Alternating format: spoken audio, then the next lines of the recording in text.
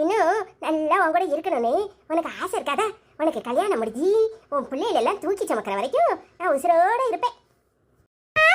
அப்படியே என்ன தூக்கி கொஞ்சிட்டேன், அப்படியே என் பிள்ளையோட தூக்கி கொஞ்சம் போடா கொஞ்சம்.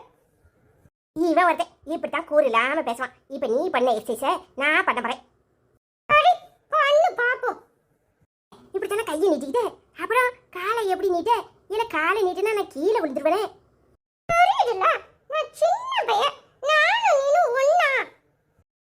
என்ன நீ பண்றதை நான் பண்ண முடியாதா?